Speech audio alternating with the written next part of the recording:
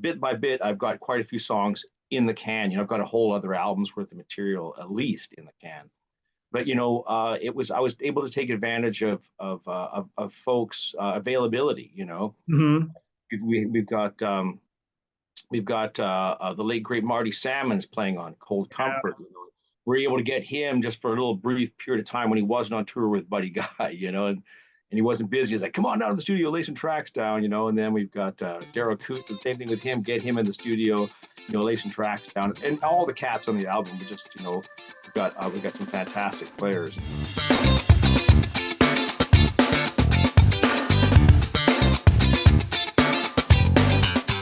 Hey everybody, Mike Jeffers, ChicagoJazz.com and BluesInChicago.com, and welcome to another episode of Around Town.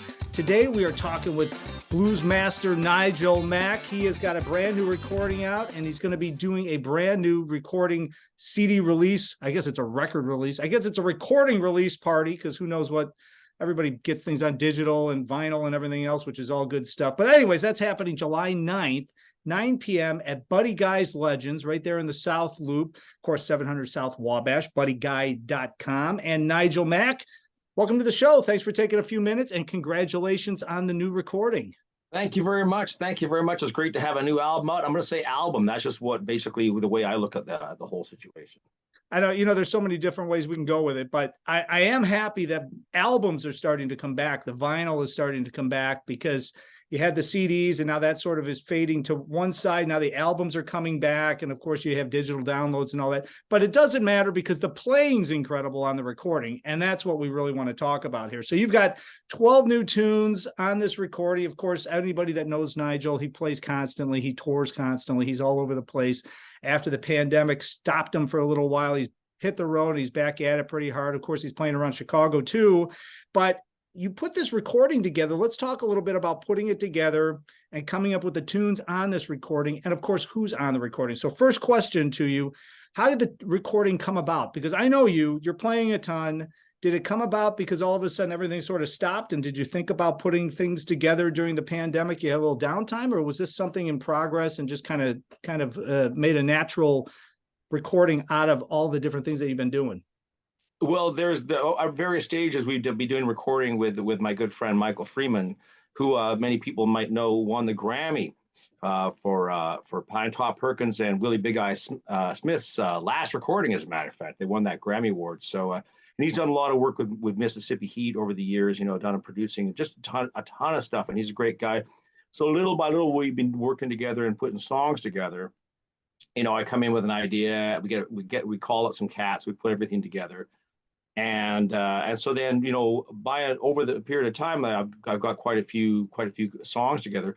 We were recording out of the old wall-to-wall studios, which sadly was demolished to make way for condominiums of all things.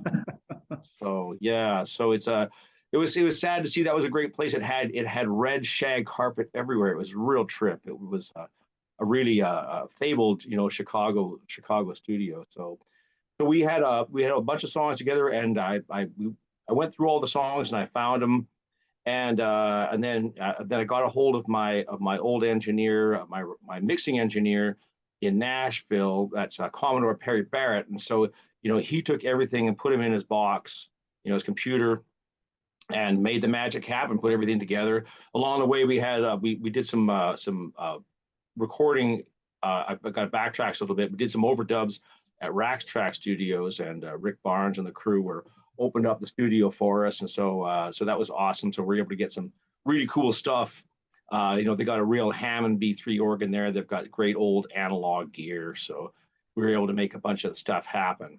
And then we gave everything to real fast though. I mean, because I'm curious, because the process and all that, and we'll get into that. But I know you wrote all these tunes. These are all original compositions, right? And knowing that you don't just write 12 tunes and they automatically go on the recording. I mean, how many tunes do you have sitting around that you had to go through and kind of figure out what's going to make sense for this recording? Because listen to the recording, it's not your Chicago blues shuffle. I mean, there's R&B sounds, there's the blues sounds, it's kind of like the Nigel Mack sound, right? When you go and see Nigel play live. So how did you sift through all these tunes and all these compositions that you wrote to decide which ones go on the recording, which was going to sound really good thematically on the recording? It was a lot of work, a lot of sitting down, with Rick, and because we did a lot of combing through the stuff with Rick Barnes to see what song would thematically work, Yeah. and getting stuff together, and then saying, yeah, we're going to pursue this one as opposed to whether we're going to pursue that one. Because I've got, over the years, a bit by bit, I've got quite a few songs in the can. I've got a whole other album's worth of material at least in the can. But I was able to take advantage of folks' availability. Mm-hmm. We've got the late great Marty Salmons playing on Cold Comfort. We're able to get him just for a little brief period of time when he wasn't on tour with Buddy Guy, and he wasn't busy. He's like, come on down to the studio, lay some tracks down, and then we've got Daryl Coots, the same thing with him, get him in the studio, lay some tracks down, and all the cats on the album. We just, we got some fantastic players, and so it was, and then of course then the pandemic hit and everything got stalled out for a couple of years, and we were able to, that was able to go through and go back at stuff a little bit more and come back out of the second time and do some more overdubs and make sure everything was right. So did you have a lot of the recording already done and then the pandemic hit and then that let you get maybe some fresh ears on it? You actually sat with it a little bit longer than you might not have, and maybe that even added to the recording, right? Yeah, the stuff was pretty much all in the can, like right up to the minute the pandemic. We were recording right up, and also the pandemic shut everything down, and so we weren't really, able to go into and be with other musicians for quite a while, really do what we normally do. And so we just were able to do a few overdubs here and a few overdubs there, and then mixing. A lot of the mixing was done, remotely, so to speak. And then we had to send it over to my friend Mike Jason, and he cleaned up a bunch of stuff and did some editing on it as well. So it was very much quite a long process to get to where we are right now. And hopefully it all sounds like it was supposed to be, like that, you know what I mean? That's the whole idea, right? So, well, it sounds great. And on your recording, or on your kind of like your bio thing for the recording, you talk about how, you're a composer, arranger, obviously harmonica player, guitarist, vocalist, all of that, but also you take a lot of stock in producing this recording and all the recordings so that it sounds really crisp and clean. And that's where Michael Freeman comes in and all these other guys that you're working with. What's the process with that? Why does it mean so much for you to make it just, because some people just get together, they all play together in the same room and they record it and they come out with a good recording. But I really like the fact that I'm listening to yours, although I didn't do a deep dive, I did listen to it, and you can hear every little nuance in that recording, which I really like, because I can really get inside the music, at least, and especially since it's your compositions. The words jump out. I can hear the story as you're doing it. Is that sort of the reason why you take so much stock and really making sure it's produced when you put something out? I take a lot of stock in having friends who have really, really good ears. Besides me, Commodore Barrett down there in Nashville, he can hear amazingly, amazing stuff that that would pass me by. And as a matter of fact, it was his idea to put the first song on the record, Traveling Heavy, and make it the first song on the record. He said, this song is really coming up nicely, because when you mix stuff, it sometimes changes direction, as you record stuff, it changes direction, and so then you go, you'll follow that direction and wherever that might take you. And so when somebody has an idea, maybe we should put the song here, put the song here. I tend to give that a lot of gravity, so to speak. Well, and especially when you're putting something out like this, and if somebody buys an album, they're going to listen from top to bottom. Now, Mhm. Obviously with digital downloads, you might pick that tune, that tune, that tune, which is great. That's great. And hopefully that encourages people to then go download the whole recording, because you really put this together so it starts from the top and finishes at the end. And it's kind of a story all the way through it. It's an experience, right? Right. Well, the song begins with Traveling Heavy, and then we go for a drive, down the Highway 69, which is a straight up Chicago blues shuffle, and so then there's sort of that moving, I guess, what's the word, theme to the whole album, and then we come across a song. There's a song in the album which is an instrumental song, a little tune I should call, called Redemption. And that's taken, all these people who are like, having to deal with all these things in their life, trying to get redemption for the things that they've done wrong, or trying to achieve nirvana or whatever. And then there's a song that, like, one of my biggest influences, and I don't think he really gets enough credit, is the late great harmonica master James Cotton. He did a lot. He did so much great stuff. And when I saw him at the Winnipeg Folk Festival, I think it was like 1979, 80, it changed my life, because I saw a band that could go and stylistically move from doing an R&B song to a stone cold blues song, to some funky stuff. And it gave me this tremendous artistic license, along with Taj Mahal. Some people used to say, well, what are you, a harmonica player? Are you a guitar player? And I looked at Taj Mahal and said, well, he just does it all, right? I should be able to, why can't I? And Well, but back to the writing of the aspect so I just go wherever I feel that muse is taking me, and I follow it down that path. And then, hopefully it'll fit on the album. If it didn't fit on the album, then it was put in the can for maybe the next album. Well, the beauty of it too is that you play so much that you can whip those out. So if somebody comes and hears you play, you'll play the tunes on the recording, but then you probably have another 50 tunes that you can play to fill up the rest of the sets, because you have so much recorded material already, plus the stuff that you're talking about in the can. Talk a little bit about, I should make sure I mention this right now. Again, July 9th, 9 p.m. Sunday, the record release party over there at Buddy Guy's, of course, Right. 700 South Wabash Avenue. I encourage everybody to get tickets, buddyguy.com. Who's in the band? Because we talked before we came on today, and you've got a killer band, and it's the full band. And some people might not have seen you with the full band. They see you at Buddy Guy's in different places with a smaller style. Mm-hmm. But this is the big band. So why don't you talk a little bit about it? Well, on my recordings, I love horns. I was brought up with a father who was a jazz fanatic, and so I grew up listening to horns. And so we have James Jamo Wilson on drums, and he's been touring with me, playing with me a lot. And then we also have Daryl Wright, who's also been the same thing. He's on bass, a bass master, and he helped write a couple of. He's actually got some writing credits in the song. And then we've got my longtime guitar player, partner J.R. Wider on guitar, and he's a wonderful player. He's as deep as a river. And then we've got Daryl Coots on keyboards from everybody knows him from the Ronnie Baker Brooks band, and so we've known each other for a long time, and just love his playing. He's a fantastic player. And then Lee's Gilly on saxophone, who also is a writing credit and also wrote all the charts for the horns for the last two albums.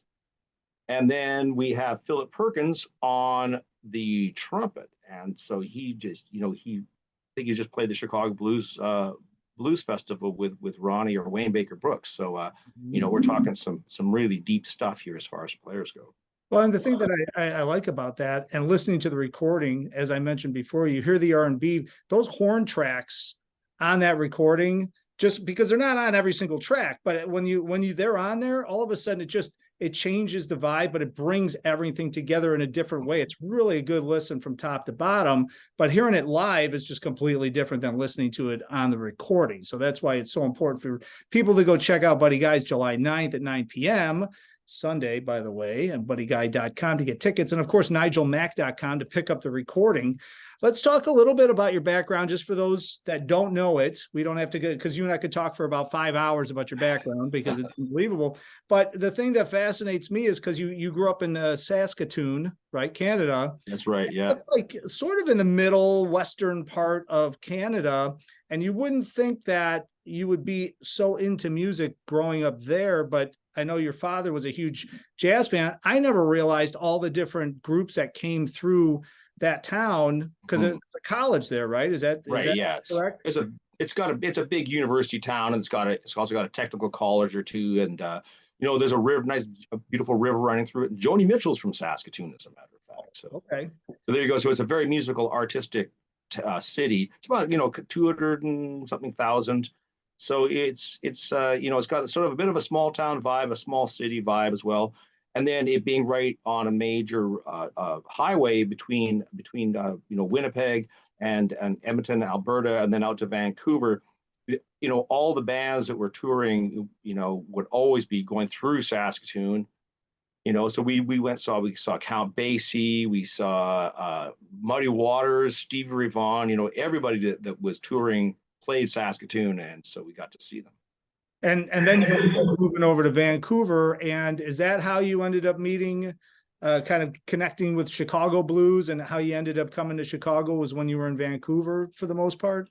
So basically, there's so many blues artists that were touring. Chicago blues artists were touring on the prairies, in the '80s and the '90s and the early 2000s, because they were able to get these week-long gigs, these big, they were able to play 6 nights in one place, and so I was able to. I got a gig hosting Saturday afternoon jam session at the local blues bar in Saskatoon, and then I got to meet Eddie Shaw and Sugar Blue and all these cats like that. They were all playing there for Carlos Johnson's another one, 6 nights, and so we get to hang out with these cats, and everybody would get to know each other really, really well.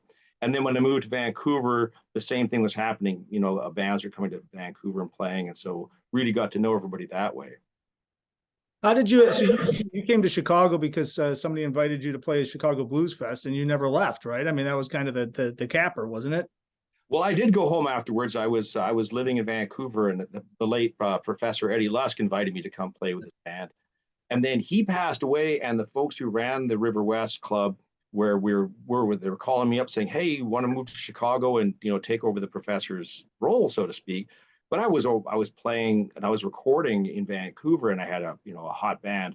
I couldn't leave just yet, but so then but that that introduction got me rolling in the States, and I started touring the States twice a year, and we were on the road 250 nights a year for many, many years. And so then one thing led to another, and so in 2001 I was playing at Buddy Guy's with my band, and I met a young lady, and so she was either going to move to Vancouver or I was going to move to Chicago, and it just seemed like a natural thing for a blues man to do, is move to Chicago. It's, it seems as how I had the chance once before. And so I took the opportunity, and I moved in 2003. And then 6 months, I always like to joke that, if I moved to Chicago for a woman in the blues, and then 6 months later, she decided that she didn't want to do it anymore. So I moved to Chicago for women in the blues, and then 6 months later, all I had was the blues. It's a true story. You can't make that stuff up.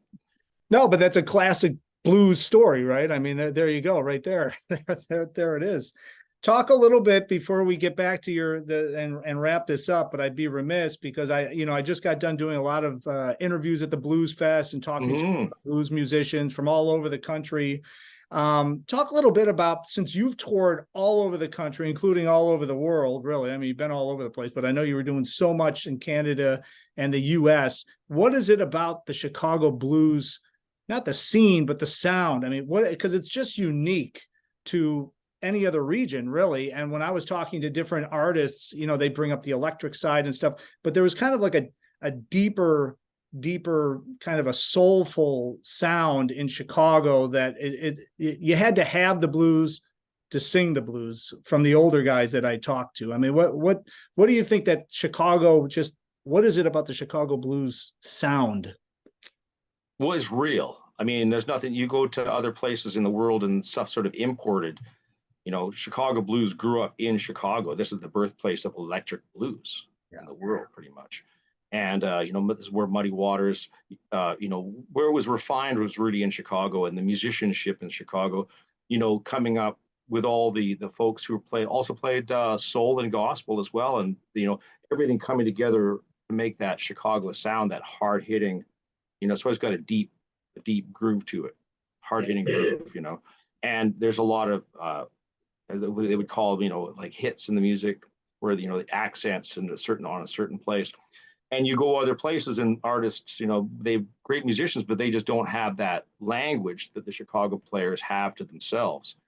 And that's what brings people from all over the world to Chicago, from Europe, from Japan, from Israel, come to Chicago to tap into that sound. So because it's worldwide, it's known as the Chicago sound.